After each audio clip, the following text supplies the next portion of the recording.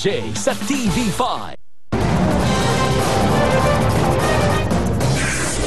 Narito muli ang mga maaaksyong balita ngayong Biyernes.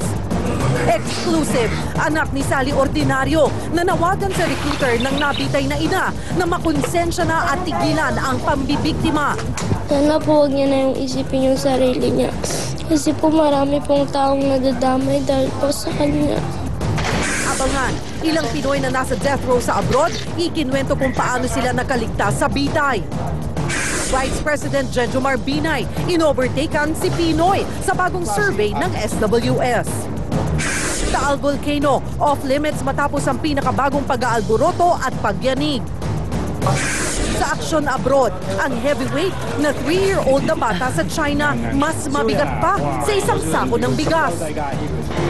At sa aksyon showbiz, Wendell Ramos, ano nga ba ang papel sa unang paglabas sa babaeng hampas lupa mamaya?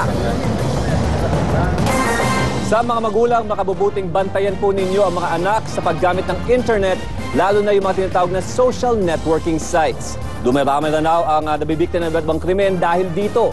Ang pinsan nga ng aktres na si Dimples Romana nawawala matapos umunong makipag-eyeball sa nakilala sa Facebook. Ikwento mo, Jay De Castro. Patok sa mga Pinoy ang mga social networking site gaya ng Facebook. Bata man o matanda, nahihilig dito. Pero ang pamilya Romana, Facebook ang sinisisi sa pagkawala ng kaisa-isa nilang anak, ang 14 anyos na si Catherine. Ang masakit, magbe-birthday na si Catherine ngayong linggo, April 3. Sa gabi, sa buong maghapon, yun, effort, mag-chase nung mga leads, pupunta sa NBI, pupunta sa police, sa barangay, mag-iikot, magli-leafleting. Tapos pagdating sa gabi, titinginan kami, tapos salitan kung sino yung unang mag-iimo kasi hindi kami pwedeng sabay na mag-breakdown. Kwento ni Ana, huling nakita si Catherine sa isang computer shop sa Barangay Santa Ana sa Parañaque nitong Sabado, March 26. Hinala nila, nakipagkita si Catherine sa nakilala niya sa Facebook. Ayun lang yung nasa computer shop nga siya, nag-i-internet. Pagkatapos nun, umalis na.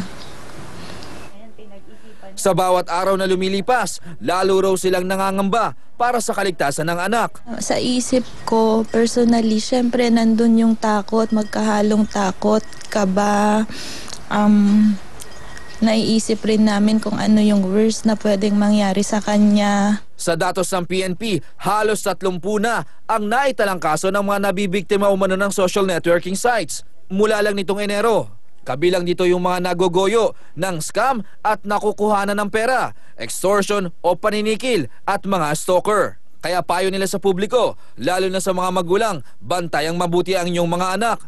Payuhan sila sa maayos na paggamit ng internet at huwag na huwag magbibigay ng mga personal na impormasyon sa internet. Kung may makilala sa internet, huwag agad magtiwala. Kilalanin muna siyang mabuti. Isa sa mga paraan ay ang isearch ang kanyang pangalan sa Google. Hanggat maaari, ipagtanong din siya sa mga iba pa ninyong common friends o kaparehong kakilala. So as much possible, nandyan na rin naman sa internet kayo, i-google nyo na lang. I-search nyo muna as much as possible. Tapos i-background nyo din.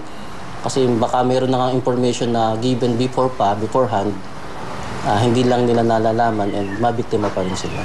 Hanggang ngayon, wala pa rin linaw kung nasan si Catherine. Ay ka na, anak. Hindi kami nagagalit ni Daddy. Ha? Huwag mong iisipin na magagalit kami sa'yo pagbalik mo. Ang gusto lang namin na malaman mo, yung alalang-alala na kami para sa'yo, takot na takot. Sa may impormasyon sa posibleng kinaroroonan ni Catherine, maaaring makipag-ugnayan sa NBI o tumawag sa numerong 345-3974. Jay De Castro, News 5. Sinintensyahan ng 8 magkakasunod na habang buhay na pagkakabilanggo ang Filipino-American na si Marvin Mercado. Sinasabing si Mercado ang founder at leader ng gangster na Asian Boys. Notorious sila sa Los Angeles noong dekada 90 dahil sa mga serye ng krimen, kabilang ang 8 kaso ng pagpatay, hindi lang sa mga miyembro ng karibal na gang, pero maging sa mga sibilyan. Nagtago sa Pilipinas si Mercado at nakapag-asawa pa bago mahuli dito sa Pilipinas noong 2007 at in-extradite pabalik ng Amerika. Hindi bibigyan ng parole si Mercado dahil sa patong-patong na kaso. Kumalat sa internet ang ilang litrato ng murder suspect na si Jason Ivler na nakikipag-inuman at nag-e-enjoy sa loob ng rehas. Dahil po dyan, gusto ng pamilya ng biktima ni Ivler na ilipat siya ng kulungan. Todo depensa naman ang nanay ni Ivler at nang hahamon pa ng suntukan sa mga kritiko ng kanyang anak. Ikwento mo, Trish Roque. May case ng beer, may mga babae pati bata, at isang lalaki na todong ngiti. Normal na litrato lang sana ito ng gimmick. Ang problema lang, kuha raw ito sa loob ng Quezon City Jail at ang lalaking nagpa-party-party ay ang road rage suspect na si Jason Ivler. Kasama ng pagkalat ng litratong ito sa internet na tila VIP ang turing kay Ivler ay ang muling pagbalik ng kaba para kay dating Presidential Management Staff Undersecretary Renato Ebarle, ang tatay ng sinasabing binaril ni Jason dahil lang sa alitan sa kalsada. Masakit sa pamilya Ebarle nung nakita namin na merong nag-advise sa amin na nandyan sa internet, sa Facebook ni Jason Ivler, yung mga pictures. Mabilis namang itinanggi ni Ivler na VIP siya sa Quezon City Jail. Abril ng 2010 na siya kinulong doon dahil sa kasong murder. I can't so much as get to the hospital because my judge won't sign the court order to let me go. So I don't know how I'd be getting special treatment. No, I mean, we're all given the same thing. Sabi ni Ivler, 2009 pa kinunan ng litrato. Hindi raw ito sa loob ng selda, kundi sa isang bar. Pero dahil dito, pinagpapaliwanag na ng BJMP ang jail warden ng QC Jail. At meron tayong parallel investigation sa National Office para i-determine pa rin talaga kung may lapses na nangyari at kung mayroong VIP treatment. Si Ebarle naman, hihingi ng saklolo kay DILG Secretary Jessie Robredo para imbestigahan ang mga nangyayari sa Quezon City Jail. Gusto rin niyang mailipat na si Ivler sa kalaboso sa Camp Bagong Diwa. Mas safe doon, knowing his past security risks siya. Wala namang problema kay Ivler kung ilipat na siya ng kulungan o hindi. Ang importante lang daw, ang mapaopera niya ang nakalabas na bituka. Matapos siyang makipagbarilan sa mga otoridad, matapos mahuling nagtatago sa bahay ng nanay niya noong January 18 nung nakaraang taon. I just want to go to the hospital. Yeah, that's all. You know, I just want medical treatment. That's it. That's all I'm asking for. Kontra naman ang pamilya Ebarle na lumabas si Ivler para magpa-opera. Hindi naman daw life-threatening ang lagay niya. Bukod pa rito, dati nang nagtago si Ivler. Parang quits na lang daw. May instant solusyon ang nanay ni Jason na si Marlene Aguilar sa mga Ebarle. Para makaganti ka, suntukan na lang tayong dalawa, di ba? Kahit 2 round lang sa Elordi Gym. Gusto mong sapakin ako, I'll give you the chance. Suntukan tayong 2, mano-mano. Mas malaki ka sa akin ng liit-liit ko. Trish Roque, News 5.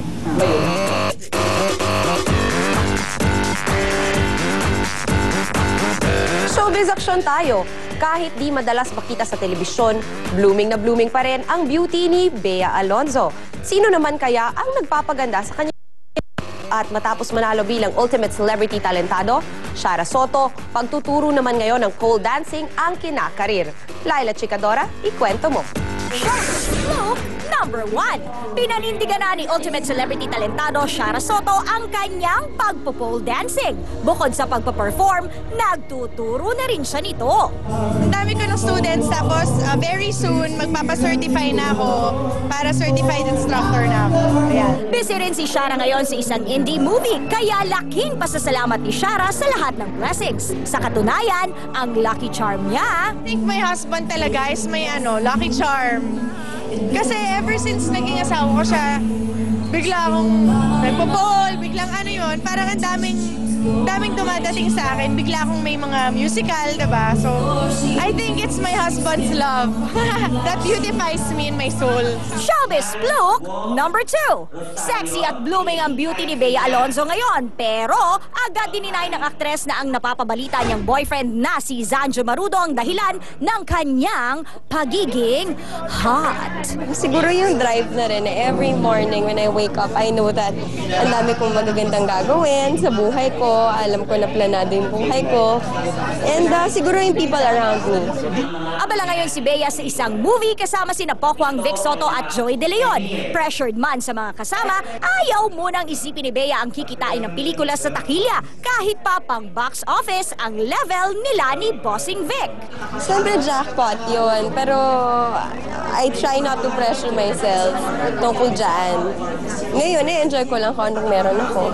At yan ang latest aksyon sa showbiz! Laila Chikadora, News 5. Narito na ang aksyon weather. Unti-unti nang lumalapit sa lupa ang low pressure area 550 kilometers sa silangan ng Borongan sa Eastern Samar.